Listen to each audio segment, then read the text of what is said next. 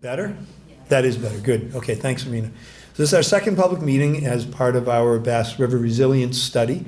I am Mike Cahill, I'm your mayor, and welcome into the room here, our team and members of the community. And for anybody who gets to watch this, I'm going to very quickly turn this to Arena Keefe, our sustainability director, who's really been running point on the project for us.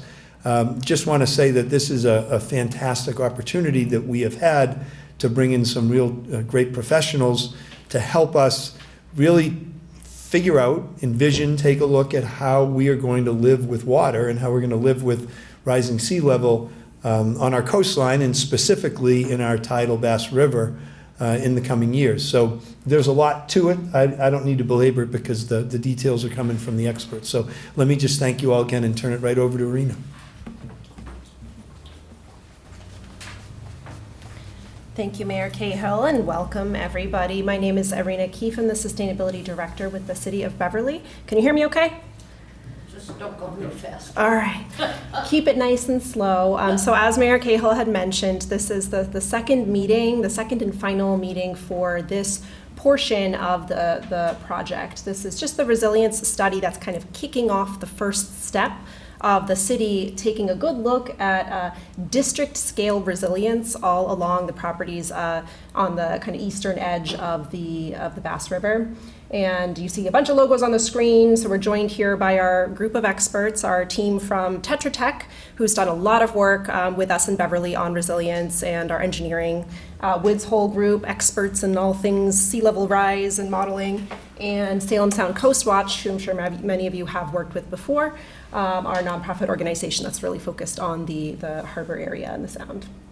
And so we'll kind of get started here. So most of you just saw across the street a little tour of the visible section of this project area, but essentially the scope is really looking at the National Grid substation parcel to the south, and then follows all the parcels just west of the train station and ends up here at Elliott Street right outside. So this really is I guess backing up a little bit, the Bass River area, what we're looking at now on the map, has been a priority area for the city for the past 20 or so years. It's been a part of 2 master plans as identified for opportunity. And when the city kind of revived that conversation about a year ago to start talking about the potential for an overlay district that would overlay zoning that would achieve many goals in the city, one being housing needs, one being an investment in economic development, another being improving public access to the river and to the natural resources along the river. We kind of learned that there was a big piece of the puzzle that was missing, and that was really trying to get a better sense of the context for this site, what the future is going to bring in terms of climate change. There have been studies of this area in the past that didn't look at the future of increased storms and increased frequency of storms and rising seas. So now we're talking about climate change differently, and we're able to take a step back and kind of take a closer look at what are the impacts that are coming and how can we best prepare for and kind of adapt to those changes. So I'll just kind of note here the pieces of critical infrastructure that are of special consideration for the project. Let's see if I can, I'm not going to bother with this laser pointer because I think it won't show on the TV, but we have a stormwater pump station, that National Grid substation as our really critical pieces of infrastructure, the train station, Beverly Depot, just outside and kind of on the edge of that, of the project area. And then a lot of community resources here as well. We have the youth center, a Stop and Shop grocery store, and a couple of boat yards. We have our Bass Haven folks in the room too. So we know that there's a lot of reason to kind of pay attention to and do this comprehensive planning that's not just looking at parcel by parcel changes. This project was, so we were fortunate enough to apply for and secure a grant from the Massachusetts Municipal Vulnerability Preparedness Program. They are a grantor that's allowed us to bring on this team of consultants for the work. And We talked a little bit about the infrastructure. What you see in the upper left is a photo from a flood that took place in, I believe it's December of last year. So we know that flooding is already taking place, and we know that these storms are going to get more intense and that these impacts could be worse. So really, trying to answer the question of how to deal with flood risk in a way that will allow us to continue to enjoy public access and allow us to continue to kind of plan for the future of the district. And across the street, you got a little taste of the types of coastal resource areas that we have in this area, which include salt marsh, so pockets of salt marsh, and sort of strips of coastal beach along the otherwise hardened edge of the river. And with that, I will turn it over to Nasser.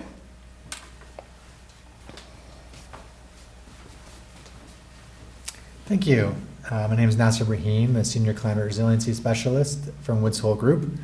And we really, sadly, my life is always just focused on coastal flooding. How bad is it going to be? When is it going to be bad? So in this particular case, we're lucky to some degree, right? So what I'm showing you here is on the bottom is a map of projected daily high tide flooding with sea level rise. And you can see that there are three different colors. The dark blue is representing 2030 with about 1.3 feet of sea level rise compared to the year 2008. In 2050, about 2.5 feet of sea level rise, and in 2070 with 4.3 feet of sea level rise. You can see that we don't expect daily high tide flooding to impact any of the upland areas until about the 2050 time horizon. It doesn't mean that those areas will never flood. It just means that they won't flood on a daily basis. So that's pretty good. 2050, I work in a lot of communities around Massachusetts, and some of them have a lot more significant issues, and there may be parts of Beverly that are facing greater risk from tidal flooding. But if you look in the long term to 2070, there's significant risk of daily flooding, across almost every property in the district. And so part of our work has been focusing on, how to plan for that and what different kinds of strategies can be implemented in the long term. I should mention that those sea level rise projections I just mentioned are based on a high sea level rise rate, meaning that there are different projections for how sea level might rise in the future. We can't predict the future 100%. So these are based on a high projection, so meaning that sea level rise happens pretty quickly and goes pretty high. If sea level rise follows a more intermediate scenario, then you can add 20 years or 30 years to these numbers. So the 2030 projections might represent 2050, the 2050 might represent 2070, and the 2070 might represent 2100. They don't represent never. So this is coming. It's just a question of exactly how quickly. The images on the top are from December of 2022, just around Christmas time. But these areas probably also flooded maybe worse in 2018. So we've seen a number of these events happen pretty frequently compared to historically. And we were just out there at one of the low area here at Fast Haven Yacht Club, where I was mentioning that's an area of particular risk. These areas that are more at risk of flooding in 2050 from tidal flooding, those are probably the first places that are going to flood from a storm as well. And about those storms, so this map on the bottom here shows the extent of flooding in a very rare event. So previously we were showing a daily high tide event. Now we're showing a 1% annual chance event. That's something that has a 1% chance of happening in any given year. You can have more than 1% event in a given year. That's a fluke, right? It's not likely to happen. And a 1% event is fairly rare and fairly extreme. But we can anticipate that those events will become more extreme in the future. And so you can see that many of the areas that were flooded, that were predicted to flood on a daily basis in 2070, could flood even in present day in a very extreme 1% storm. And as we jump forward in time horizons, you can see that kind of there's a step change in 2050. You can see water crossing and going under the underpass at Federal Street and impacting a fairly large area where people have maybe had other kinds of flooding from rainfall, but probably not from a coastal storm. The flooding also could be quite deep as we move forward in these time horizons to 2070, for example. And the purple, we were just standing, in front of McDonald's, and you can see that the McDonald's parking lot, the Stop and Shop parking lot, Elliott Street, all are showing as being vulnerable in that 2070 time horizon in a very extreme event. I mentioned that the depth of flooding could be quite significant. So as we look to not the 2070, but the 2050 time horizon, so still foreseeable, you can see how deep the water can be, for example, at the National Grid site or the lumber yard with flooding above 5 feet of water in some pretty large areas. And at the Bass Haven Yacht Club, similarly really high areas. And that person is there just to help you get a sense of the scale that these colors represent.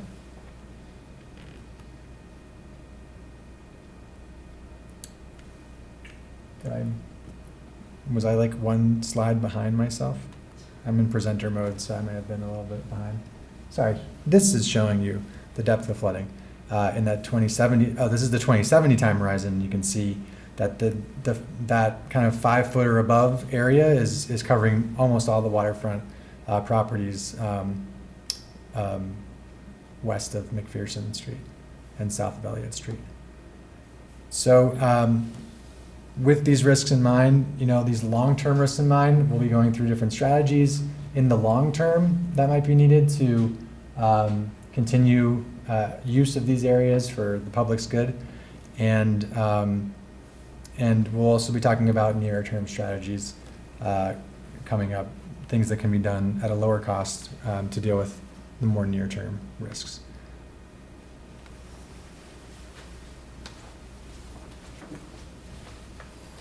Thanks, Nasser. I get the privilege of coming after the dire maps and talking a little bit more about what we can do and how we can evolve and adapt to climate change. So my name is Katie Moniz. I'm the director of Fort Point Associates, which is a Tetra Tech company. And we have had the privilege, and I've had the privilege also at my prior firm, of working with the city as we've moved through the multiple stages of the municipal vulnerability plan and really thought about ways to attack some of this vulnerability and risk in strategic ways. So the first slide that you're looking at here says there are 2 different ways to adapt to sea level rise and to flood risk. One is to look at a site-by-site basis, and the other is to be looking at it at more of a district scale. And so what you have here are some of the goals as we look at the individual parcels and assets within the project boundary. So one of the things I'm sure you noticed as you were out on the site walk is you have these coastal resource areas along the Bass River.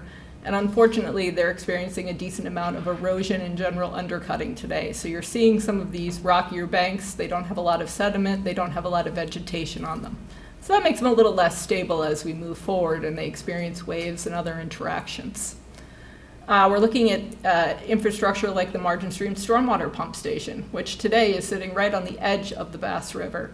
But over the course of time here will need to be thought of strategically to make sure that that station is protected from floodwaters and eventually adapts to a location where it's more protected. We're looking at parcels within this district that fundamentally are likely to be redeveloped because businesses have either closed or sales have happened of the properties that were there. And so we want to think about what are the strategic ways to make smart development decisions going forward on these underutilized parcels. And then the last piece is these marine industrial parcels. And Beverly has a rich history of interacting with the water and having strong yacht clubs and marine users. How do we make sure that's part of the vision moving forward? So when we look at individual sites, what type of strategies do individual sites use to adapt to flood risk?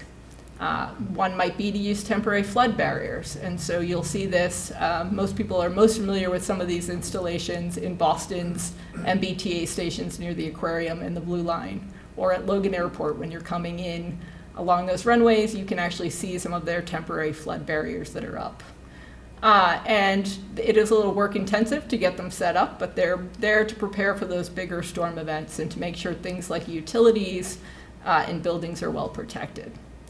We're also just thinking about general site preparedness. And what does that mean? It really means not leaving loose objects in places where the flood risk is high, not storing fuels, chemicals, other things that are higher risk within the most significant flood risk areas in the district. I mentioned the erosion, thinking about how you could enhance the vegetated buffer along the shoreline, and there are a number of city initiatives here that will show that could further this going forward, thinking about ways to restore salt marsh and to think about new and strategic shoreline interventions. And then you have probably seen this picture in the past. We were involved in the Water Street Pump Station vulnerability assessment that really talked about using flood panels for some of these more utilitarian uses, utility stations, pump stations, that need to protect certain doors and assets where the electronics are, but otherwise are fairly resilient to flooding. So those are site level, and that really says everyone is on their own to work through interventions that help to protect the individual property or asset that they care about. But we also really thought about this strategically as a district, which is what do we have to do together in different scenarios in which to keep everybody up and running and productive as we move forward and to try to minimize losses here. So the first one is something we're calling Prepare the District. And that really is looking to some of the maps that Nasser showed you of where do we have normal tidal flood risk as well as some limited storm risk. And that's always directly adjacent here to, and let me see if the pointer will work for me. Oh, maybe not. So really along the perimeter edge of the Bass River. I think one thing that everyone saw in the maps is that the deepest floodwaters and the most significant risk is directly adjacent to the water. And as you get closer to River Street and closer to McPherson Drive, that risk is dropping off very significantly. We're also looking at interventions here that allow for the modification of some of the roadways and the transportation infrastructure in the district to be part of the plan. So thinking about Bridge Street and any roadway modifications that would be happening that might influence the ability to be bringing up the elevation of some of these roadways.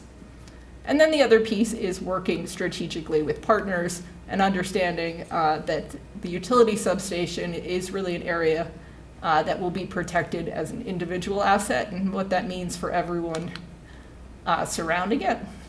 And now we're looking to north of the bridge here. And in this scenario, again, the flood risk is fairly limited to the edge conditions, and we're really looking at being prepared in most locations. But really something on the near horizon that can be done and undertaken with the city and partners is rebuilding the McPherson Youth Center. And you can see that today the McPherson Youth Center is directly on the river, and so they experience flooding up to the back door and sometimes almost in the back door in their current building.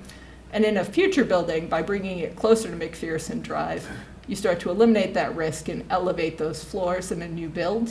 And that allows them to stay on a parcel that's centrally located in the city while still being able to evolve and adapt here to the future of the district. So now I'm going to move into a concept that is more strategic about trying to elevate the district. And this says that as we move forward here, it becomes harder and harder to protect some of the assets from significant storm damage that are closest to the river. And now we're thinking about more of those strategic interventions.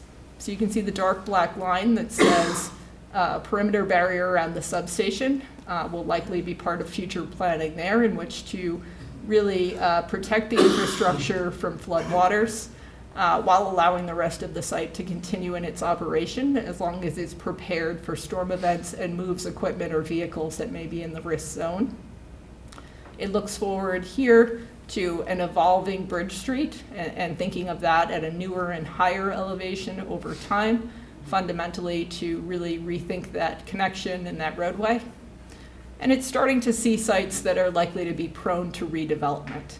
And you're seeing that more in the orangey color there, which is to be thinking about parcels that we may know or anticipate would be redeveloped and thinking about how to make sure those buildings are designed to be elevated and again, closer to the roadway infrastructure and further from the river. Now we're looking north of the bridge, and here again you're starting to see a scenario where some of the hard elements along the river, so that's the revetments and the seawall, are starting to come to a point where they would need to be not just further maintained, but potentially extended to adapt to additional risk and higher sea level. And really starting to think about where we have areas of coastal resource area that Nasser will talk about a little bit further, where we could be expanding the buffer of the vegetated planting areas, thinking about living shorelines and salt marshes as potential buffer near McPherson Drive, and that's the center of your screen. And then further up, wrapping around where you just walked today, near McDonald's and up towards Elliott Street. And again, the strategy here is always to be thinking about critical assets, to be thinking about smart redevelopment practices to move buildings further from the river and to elevate the floors where people will occupy in the future. So a great example of this is the Martin Street Pump Station. So the Martin Street Pump Station today is inside the red square that you can see on your screen, which means, like most pump stations, it's directly adjacent to its outfall right on the edge of the river. And in the near term, that's fine. Pump stations can get wet, but their electronics don't want to, so our goals are to use interventions to protect those electronics. But there's a point of diminishing returns where the floodwater depth starts to be a problem for the structure in the building. And so the recommendation here is over time to adapt where the Martin Street Pump Station is from being right on the water to being closer to the Federal Street and McPherson Drive intersection. So that's actually where we come to our last sort of district-wide concept, which is everyone saw Nasser's maps, and the further we move towards the end of the century, the more likely that we'll get deep floodwater directly adjacent to the river. So one of the goals in Revitalize is to look at the district and say, by creating a natural buffer and using the hardscape coastal infrastructure we have, seawalls and revetments, how do we create a space that allows us to continue to live, work, and otherwise enjoy this district closest to the roadways and create some public access and some green buffer here along the river. And you're seeing that on both the south and the north sides of the bridge. You're also starting to see interventions that Nasser mentioned where roadways will be rebuilt over time to bring the grades up here and to address some of the concerns that the underpasses have if areas of the roadway are overtopped. And it is Federal Street and Pleasant Street that have that risk. As long as we can keep the roadway grades in front of them up a little bit higher, we can keep water from going down there from the coast. So what does the vision look like? This is a rendered vision of what Innocente Park could look like in a revitalized approach, which is to say the location where the seawall is today could be reimagined as a seawall that includes a riverfront boardwalk section here. It would be directly adjacent to a lush vegetated plant area that slopes up. And so by the time you get to the recreational portion of the park, you're up above those design flood elevations, which allows people to enjoy the park and to enjoy the spaces while also keeping and preserving the flood protection that it can provide.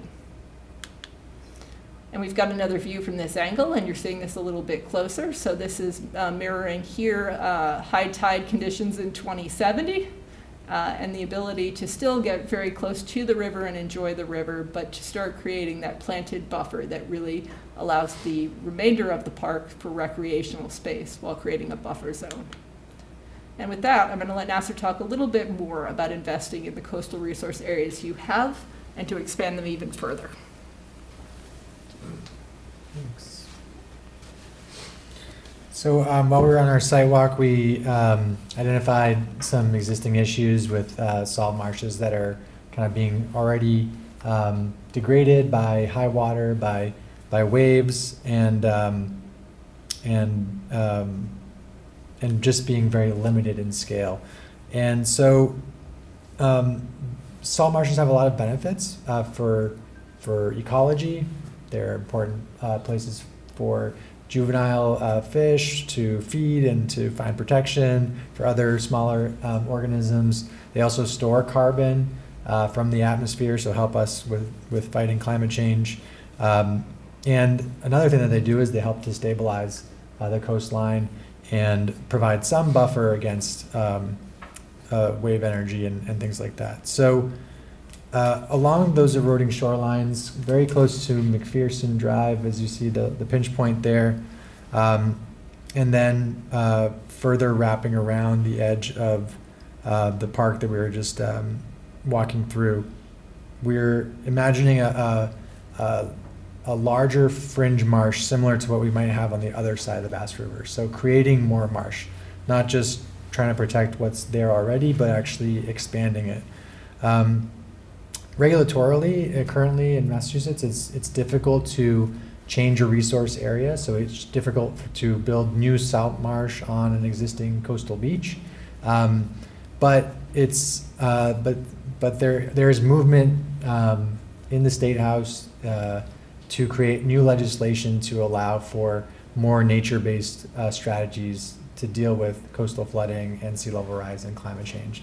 There are like a ton of different bills. This is an active point of conversation. And so as we look in the long-term future, 2050s, 2070s, we have to imagine that we will have adapted our regulatory environment to be able to do what feels like a very smart thing to do. I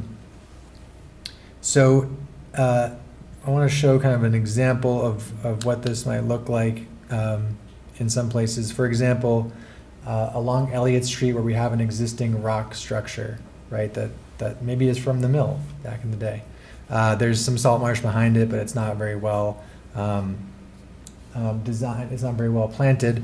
What we would propose to do here, what our concept shows, is creating a rock sill that might be extending something similar to what's already there along Elliott Street, but along the shoreline further, backfilling that with some material, some sand and a mat to help cover it up, and then planting it with salt marsh species. And then as we move up the coastal bank, we could be softening some of the very steep cuts in the ground, the very steep grades that happen along the shoreline. We can be doing that by adding more sand, more sediment, planting prairie grasses, and potentially removing some of those large trees that are likely to, if they fall, are likely to destabilize the banks. And then, landward of that, you can imagine different kinds of flood protection structures like berms and things that can help provide flood protection for the district to be incorporated on the upland. So all of that infrastructure is green, right? It's not more seawalls and revetments, but it's providing a similar and very beneficial function. This pictures on the bottom here are from a project that we have done in Braintree at a public park, and along the shoreline they had similarly had some very large erosion to their marsh platform.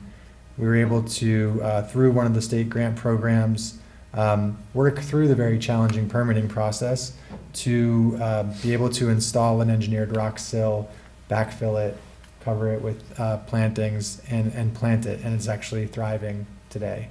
And so this image on the right-hand side is showing what that might look like. In one example, we're here we are, this is on the edge of the existing park where we were, and here's another image showing that same area, closer, kind of standing on Elliott Street and looking south.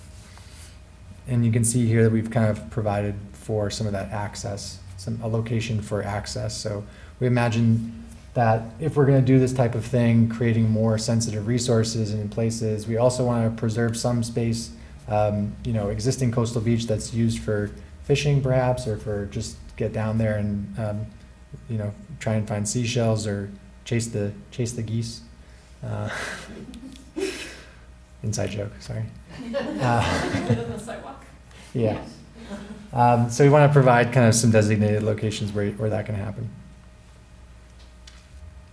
I think I'm going to pass it to talk about some of the engagement work that we've been doing. Thanks.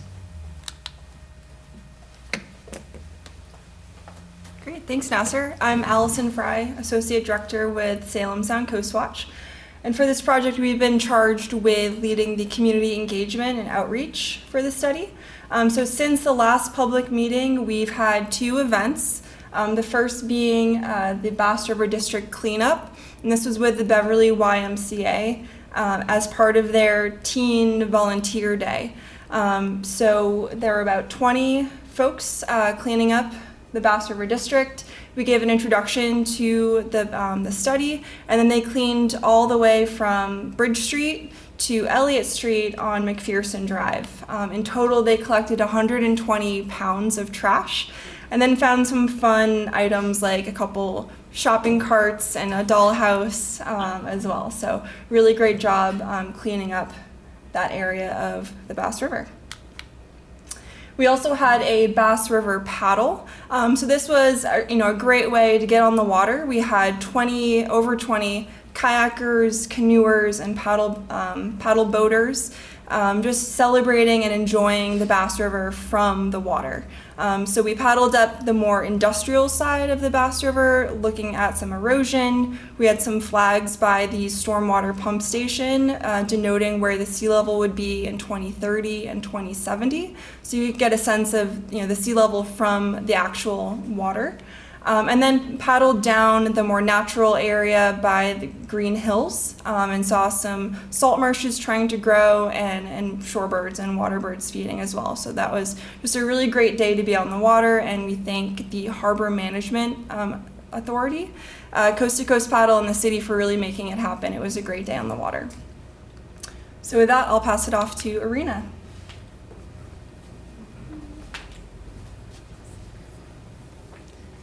Thank you. So, and for those of you who did not attend the first meeting, there were other outreach opportunities that we really appreciate Salem Sound Coast Watch taking the lead on to kind of create different ways for people to learn about the project. For some, being on the water is the way to kind of absorb and get the context and the feel for the space, and for others, this kind of PowerPoint presentation makes the most sense. So really, this project was launched at the end of last year and is concluding at the end of this month. So this report will be finalized and submitted to the state by the end of June. And so we really appreciate you all today coming in to engage in the project. We know, this is early days. This is still kind of part of the visioning and learning process for us as a city and for our community members. So it means a lot for you to be here tonight and for anyone who's tuning in later. So with that, I think we may just turn it over to you all for any questions that you have for us. And thank you for coming.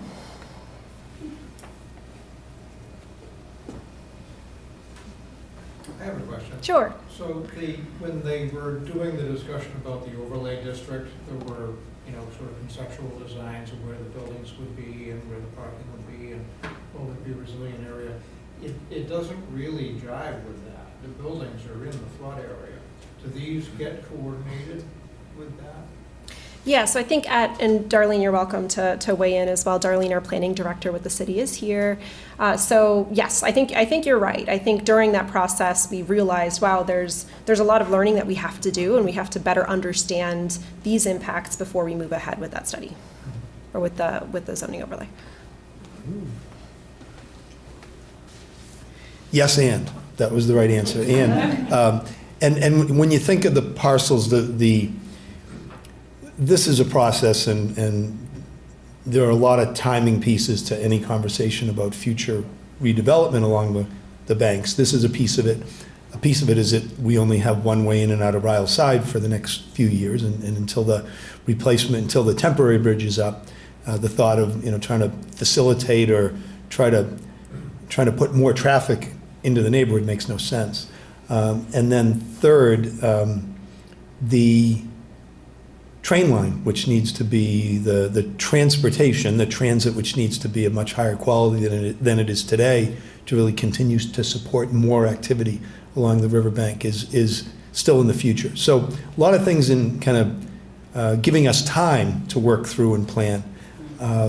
And when you saw some of the UTO, that was the consultant we had on the master plan, and in looking at the overlay, really specific to design guidelines more than anything, right? If you remember those visuals. If there is to be future redevelopment along that bank, this process is going to help us understand, how much needs to be floodable, how much needs to be natural. And you heard, Katie particularly talk about a lot of the different strategies, right? So in the future, as we sort through this, something as simple as floodable space that isn't a space somebody's trying to run a business in or live in, right? And potential for buildings being further up towards River Street, the potential for parking that's floodable below a building that's raised up. And that's kind of simply thinking about it, but there's a lot to it. And as I said, I think the most important thing here is that the understanding what we're going to be living with water-wise, and figuring out how to coexist and how to take advantage of the waterfront in a way that's long-term sustainable is really, I think, the key with all of it. So, great question. Thanks, Charlie. Ma'am? Oh, could I say this, just for anybody who watches this later?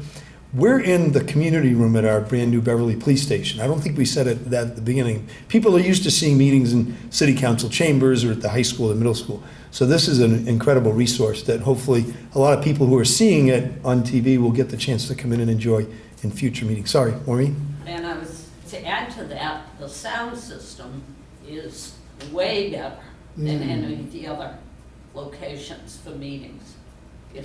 I have not missed a word thanks to adjusting it and stuff like that and speaking slowly. Thanks, Maureen. Other folks, thoughts, questions?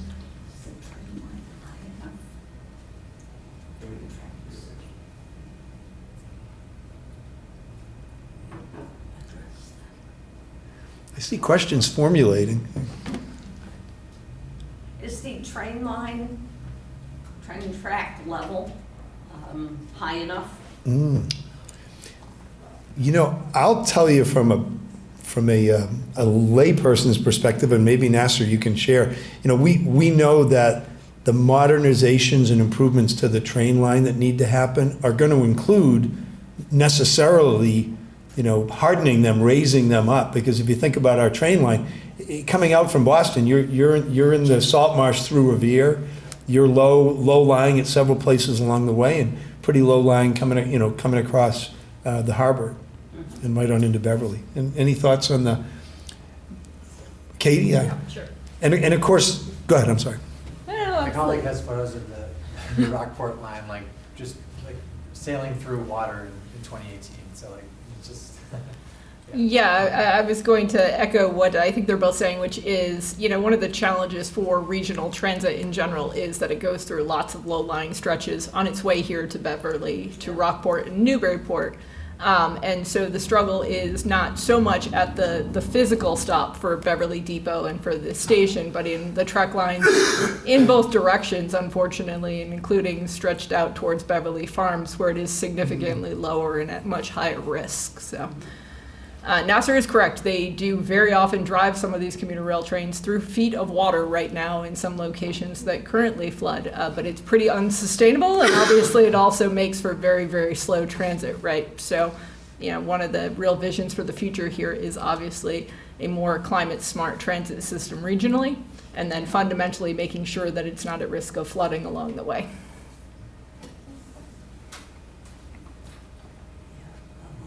I guess I have another question. What are the funding sources for this kind of work along the river front? Absolutely, it's a wonderful question. So I think we mentioned, and we're happy to shout out some state agencies that have funded this project and other projects in Beverly. So currently Coastal Zone Management in Massachusetts has a coastal resiliency grant program that has helped to fund a lot of the design and planning of projects, as well as the Massachusetts Executive Office of Energy and Environmental Affairs, the Municipal Vulnerability Program.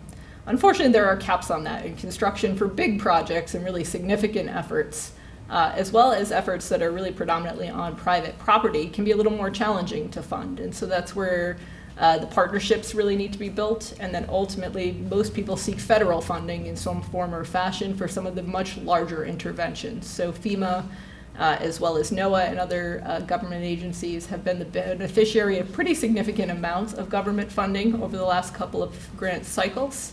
I think people are starting to see some of the first money come into resiliency projects. Boston's Moakley Park project seems to be on its way and its path forward to potentially significant federal funding, as well as, and I know Lisa probably can shout a few out, there have been hazard mitigation grant funds for smaller projects here in Beverly historically. So, I think the state is doing a wonderful job getting projects designed and planned, and that next step of getting construction money is a combination of federal funding, and in some locations, the intervention of private entities to say this property is valuable to me and I will help to create the solution as a mitigation for another project. So a combination of sources.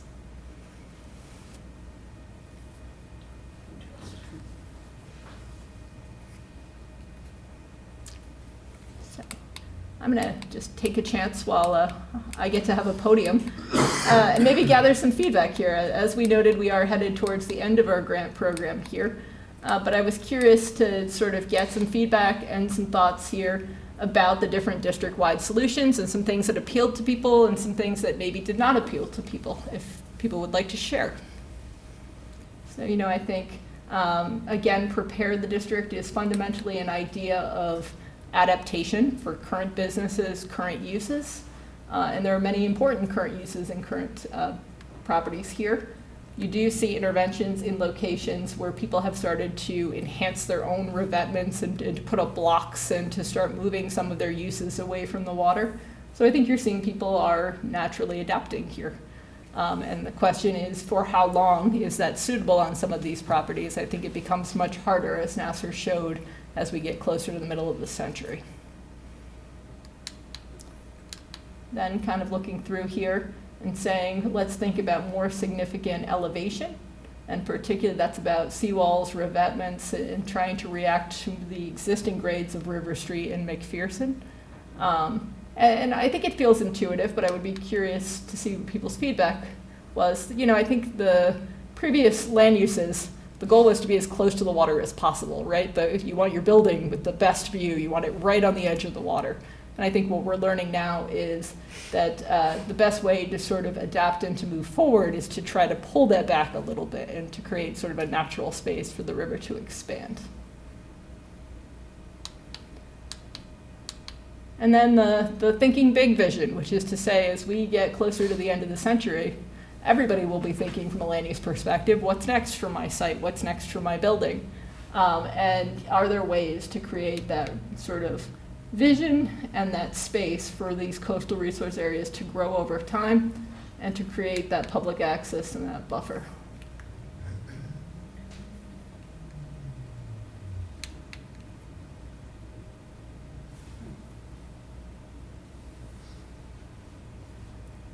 Thoughts, Mary? I like the salt marsh restoration, especially the idea with the, building a wall and Yeah. Is there any places that it's appropriate to kind of like channelize the water into a spot that is floodable? Like, I remember years ago you talked about flooding the playground or something. Is there any places that's... Could you restate the question? Oh, absolutely, happy to. So the question was related to salt marsh restoration and looking at ways to do more of the coastal resource enhancements, and particularly a question about creating the ability to channelize floodwaters into spaces where they can be received and adapted to. So actually, Nasser, we were taking a look at that as part of our early planning here. And I think one of the challenges is, and one of the thoughts here is, let me kind of come back here a little bit. So we noted this a little bit in the Elevate concept, which is a lot of the Bass River shoreline is hardened today. So this isn't new hardening that we're showing along the edges here in the dark black and in some of these bands. So everything from Monahan's lumber site across to where the car wash is, there's a physical stone revetment edge to those properties today. And then it interfaces with an existing seawall at Innocente Park. So to do some of the things that you're thinking about, I think would be to take the next step and say, are we willing to step back from having coastal infrastructure in some of these locations and to allow for a little more absorbing of water? It becomes a little challenging because in many locations outside of Innocente Park, the lots are private, and some of them, particularly closest to the bridge and to Margin Street, are very shallow in their depth, so you don't have a lot of land to work with in those solutions. But, you know, I think it's a combination of factors here. I think it will be a suitable option as you move forward deeper into the century when those tidal elevations are higher. At the current tidal elevations, it's a little bit of a challenge to keep that area wet enough to be suitable for salt marsh plants. But, you know, I do think that that's sort of the next conversation, which is, you know, for lots of Beverly, we've talked about, are we maintaining seawalls in perpetuity? Are there certain seawalls that over time would be adapted into natural buffers? I know one of the places that we've talked about in the past being Lynch Park is part of the conversation, and where seawalls there need repair or replacement, and areas where maybe it would be suitable to be a more vegetated solution. Lions Park, Yeah. at the foot of Dane Street also. I walk there, you know, a couple of times a week, so I'm very aware of the changes taking place. And I think that's a great example because the topography there is a little bit more favorable in that location, actually, to creating more of a consistent tidal environment.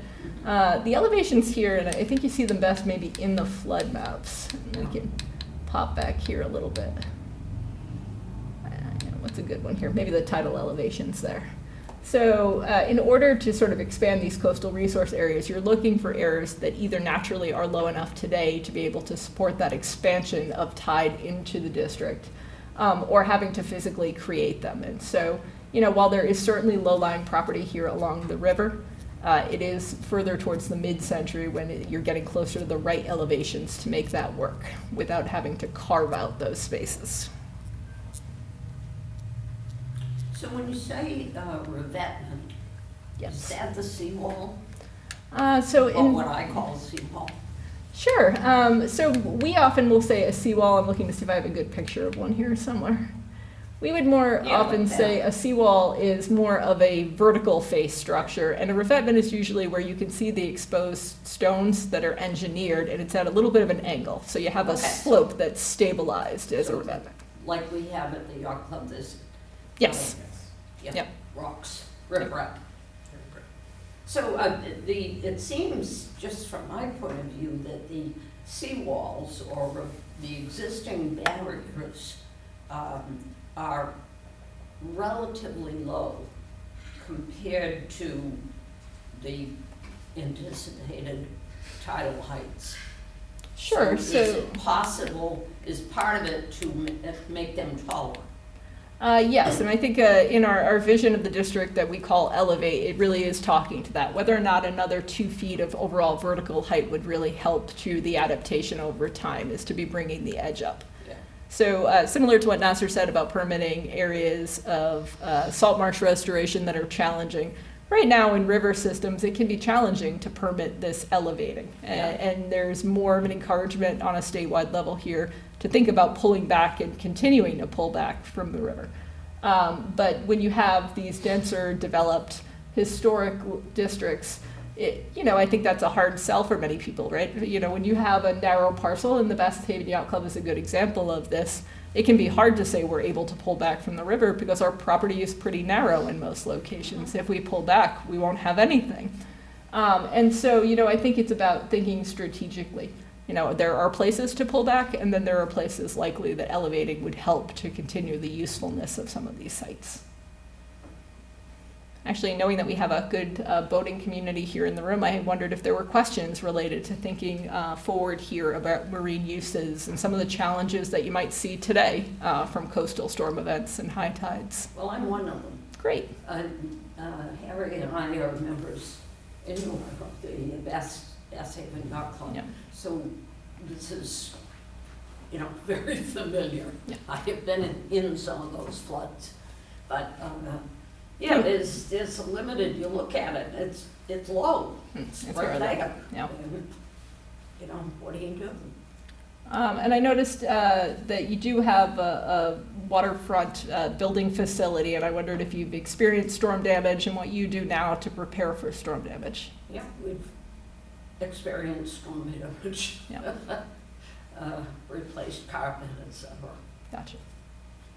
And, it's not a long-term solution there. Are there ideas that club members and others have been thinking about as they seem?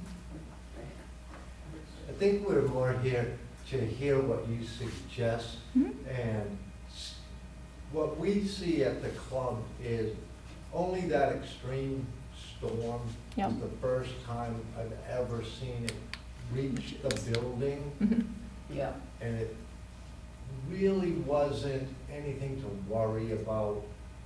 While I stood there watching it get closer, I was worried. But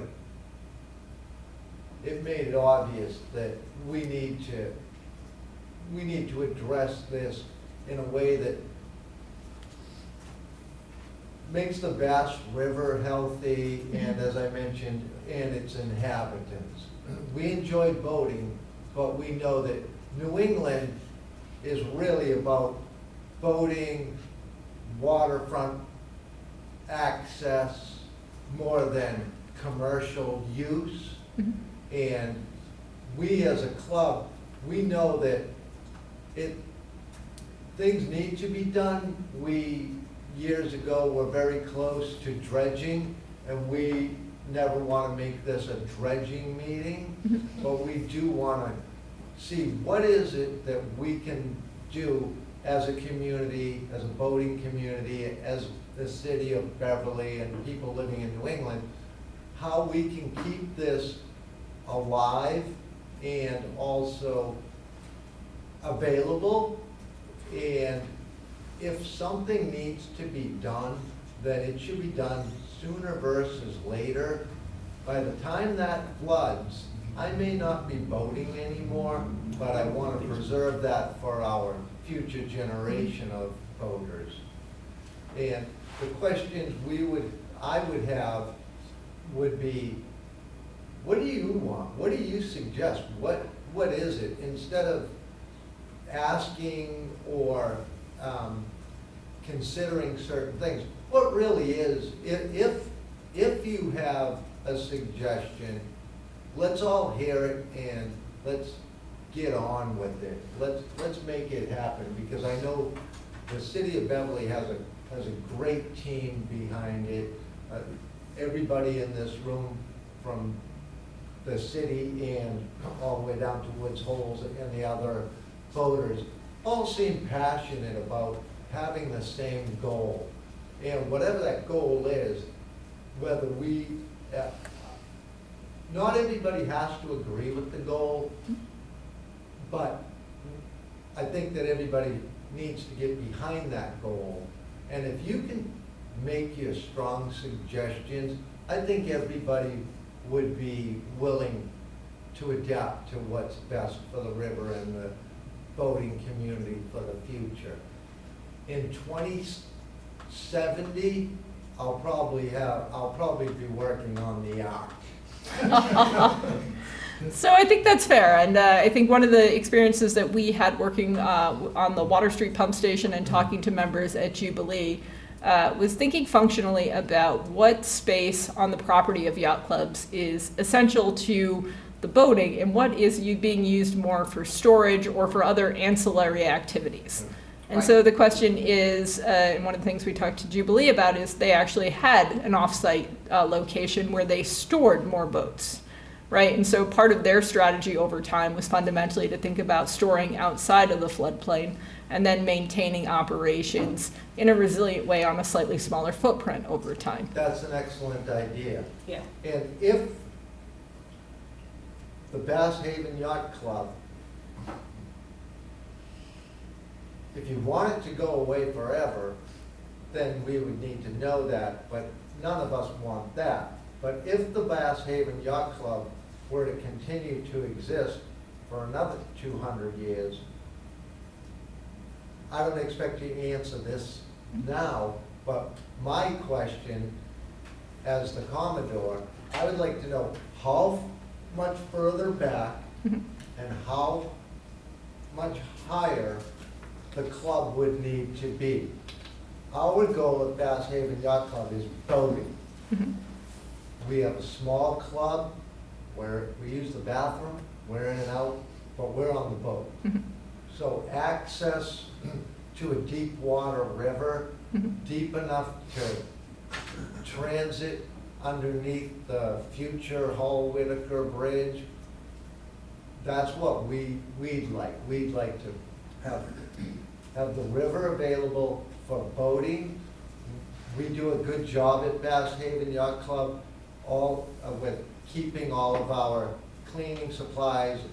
We don't store fuel. We do have a washdown pad, which eliminates any runoff. All of that is contained and moved off-site and processed properly.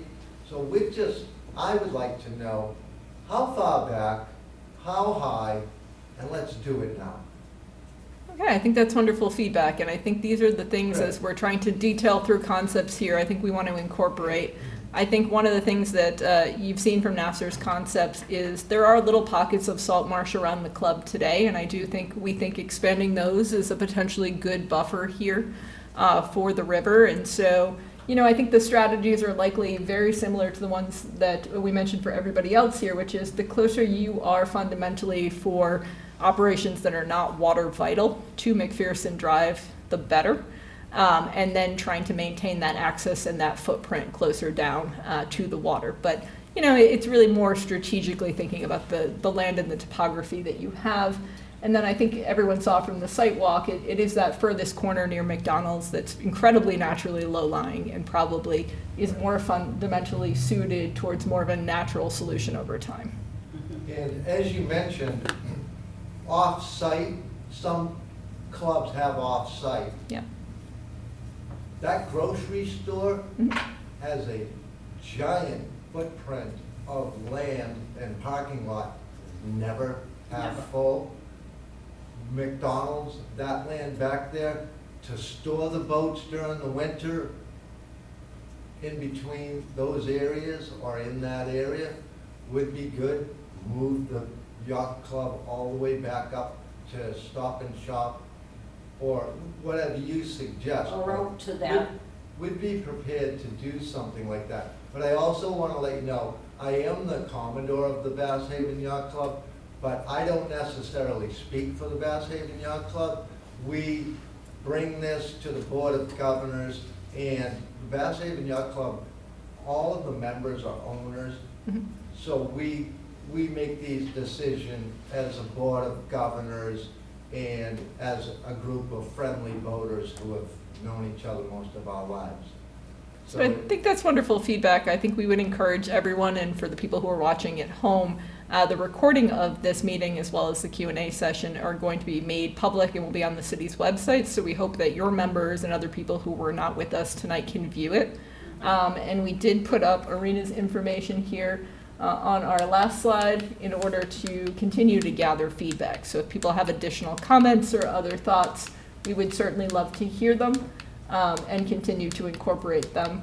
I think the thought here again is this is early visioning, so everything on here is an idea that we can over time decide whether it's worth the city and partners here pursuing moving forward.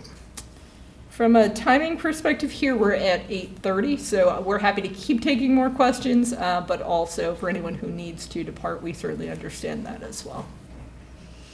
I